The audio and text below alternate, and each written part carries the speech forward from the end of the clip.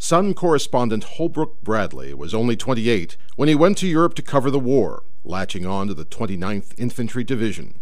The 29th was made up mostly of soldiers from Maryland and Virginia and was known as the Blue and Gray Division because of its mixed Civil War heritage.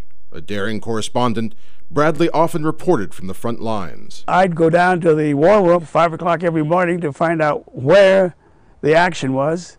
Then I'd go to the motor pool, get a Jeep, and go there. He had been with the 29th Division for 3 years as they trained in Virginia and Tennessee, and then in England in the days leading up to the infamous Normandy invasion. Of the 3 infantry regiments in the 29th Division, Bradley stuck closest to the 175th. It had the highest percentage of soldiers from Baltimore in all of the U.S. Armed Forces.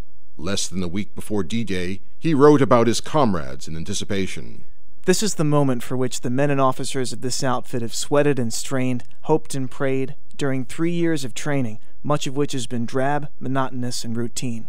And as the soldiers prepared for what would become one of the most infamous battles in history, Bradley captured the scene as they loaded the boats en route to Omaha Beach.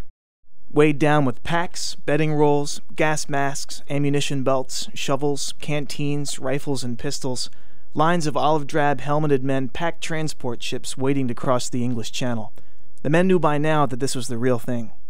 Bradley was, in fact, wounded by a mortar shell that kept him away from the front for a month.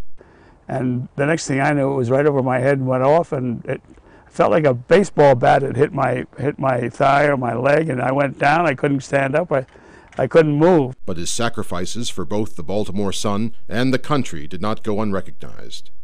I remember the doctor said, it was in a cellar of a bombed-out house, he said, "Hey, you just get yourself a Purple Heart." I said, "Thanks a lot, buddy." And at that point, I passed out. Bradley later described his time with the 29th as the high point of his life.